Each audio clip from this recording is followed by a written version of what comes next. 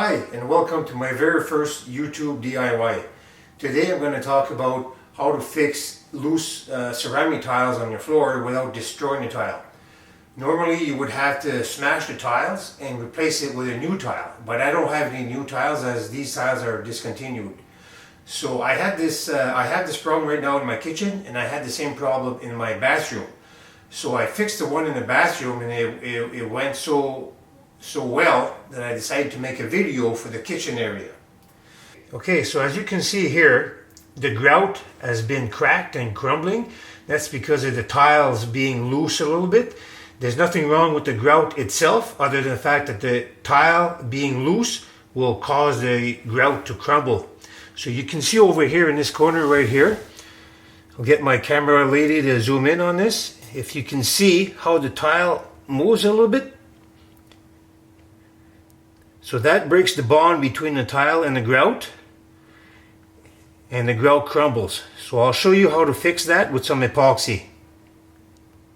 Okay, so I have here a basic tools that you will need to do this job. I have here some kind of a scraper made up of an old Sawzall blade screwed onto a stick, and this way you're gonna scrape off the old grout this way. You're going to need a shop vac, of course, or some kind of vacuum to suck up the crumbling grout. Here I have an epoxy brand.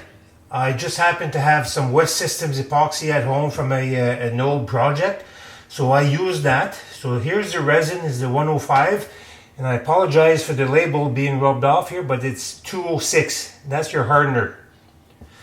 You're going to need a solo cup, a kitchen scale accurate enough to mix your epoxy and hardener precisely, and that's very important. Obviously you're going to need a stir stick, and then I bought this on Amazon. It's for industrial use only. It's like a syringe, but it's not sharp, it's for glues.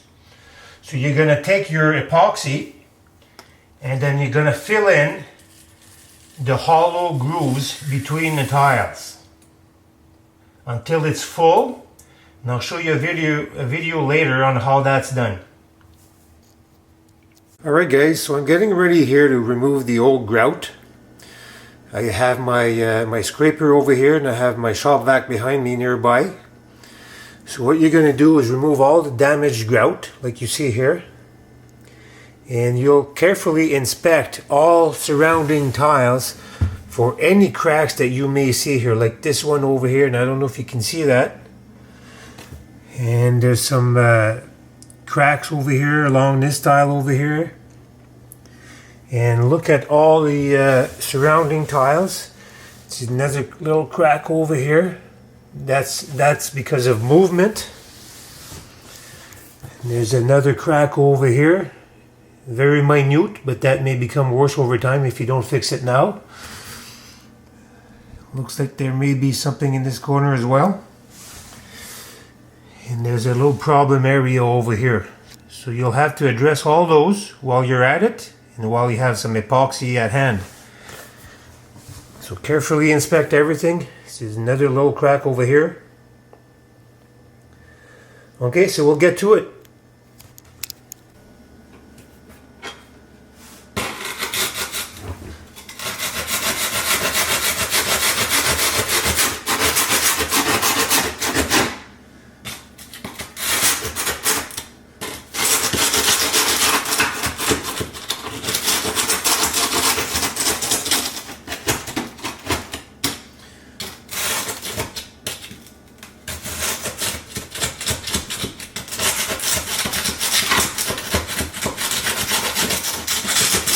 So as you can see, it comes up fairly easily because it's all crumbly. And it's important to go all the way down to the wooden floor to make sure to remove as well any grout that's still hanging on to the edge of the tile.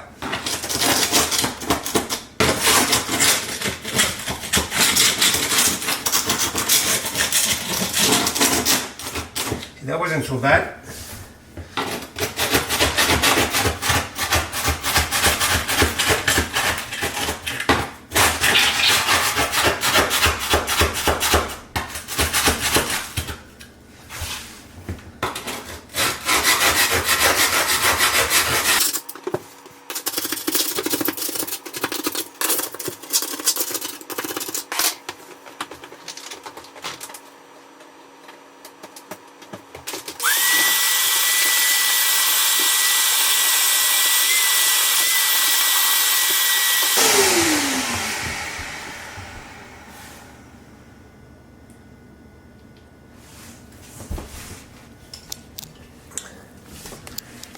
Right, so as you can see here,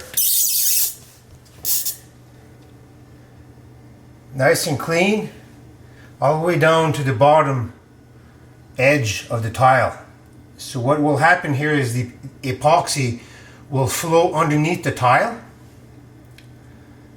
and set in place and keep that tile from moving anymore.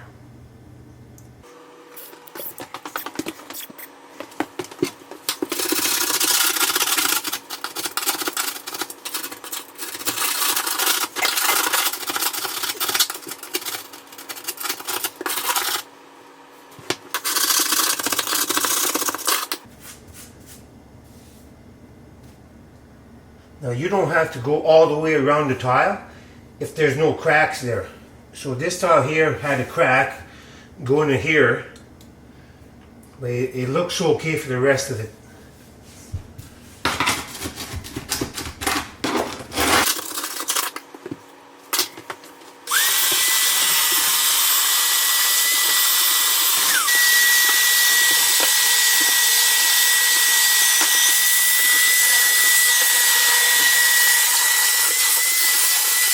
Alright, so all the problem areas have been cleaned up and vacuumed up.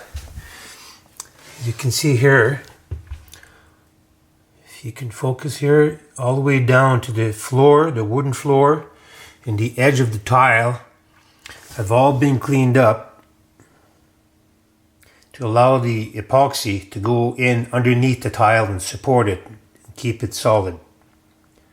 Now it's important here to vacuum everything up. All the loose little pieces, all the dust. Now when you do this, make sure your wife's not around, because if she sees you vacuuming, she'll believe that you can do this on a regular basis. So everything's done here, all the little cracks have been cleaned up. So we'll get our epoxies ready. Alright, so let's talk a little bit about epoxies.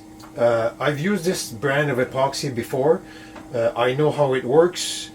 I know the ratio. You don't have to use this brand. You can use any other brand you want. You can use bar top epoxy. But two things to remember is you got to make sure that you get the ratio right. Make sure that you mix it properly. And make sure that your working time, it's called pot life. Make sure that it's about 30 minutes or more. This one here is about 20 to 25 minutes. I have a small project, so that's going to be okay for me. But for anybody who's new to epoxies, the longer working time would be better for you. This is a 206. Like I said, it gives me about 20-25 minutes working time. If you had gone with the 209, that would give you 40 to 50 minutes. So that would be better for a beginner. I bought these on Amazon. They're for industrial use. They're not sharp. I bought this because I thought it would give me a better insert in between the tile because it's so narrow. But I'm not sure how the epoxy will flow in this little tube. So I got this thing as a backup. It's got a little bigger hole. But the issue is that when you stick this into the epoxy to suck it up, epoxy will get on the bottom here, and if you get epoxy on your tiles, it'll be hard to remove. One way you can remove wet epoxy from the surface of the tile is with rubbing alcohol. But right now in March 2020, rubbing alcohol is very hard to get. So I have a little bit of nail polish remover, and hopefully that works. So first I'm going to try this, and then if that doesn't work, I'll revert to this. Now I would like to show you how I mix this, but like I said, I have a limited time here. As soon as I add hardener to the resin, the countdown starts, and I would like to get my camera set up in the kitchen ready for you guys to see this. So I'm going to cut off the camera right now, so you're not going to see me mixing this. So catch you back in a second.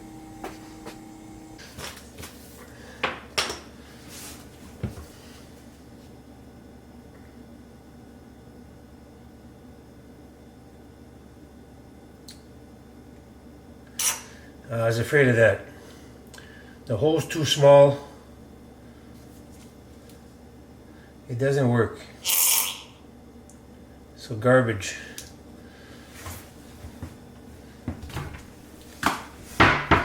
Right, so we'll go with this thing.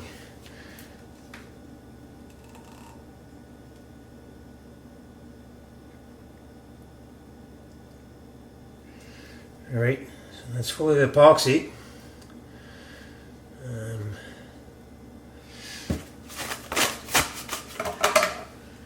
Try not to make too much of a mess here. So you're going to fill in the crack as much as you can without flowing over the top of the tile. I apologize for the bad shot.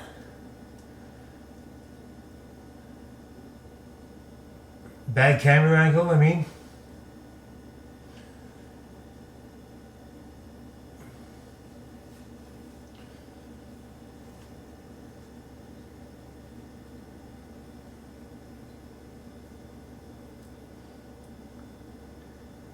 Again, try not to get epoxy on top of the tile.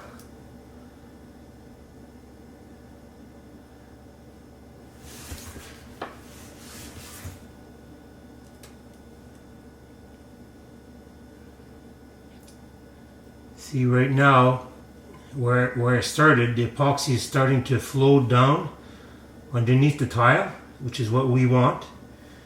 If I have any epoxy left in my cup afterwards, I can come back and try to fill it up more.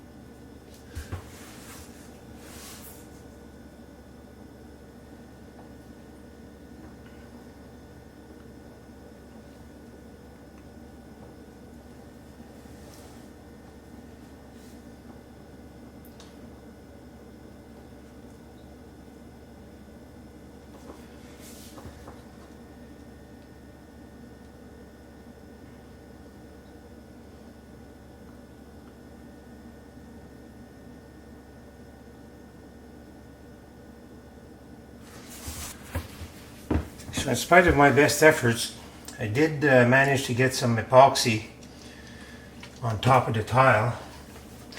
So now is the time to get that off before it hardens. So I got a nail polish remover. Make sure your wife isn't around again when you do this.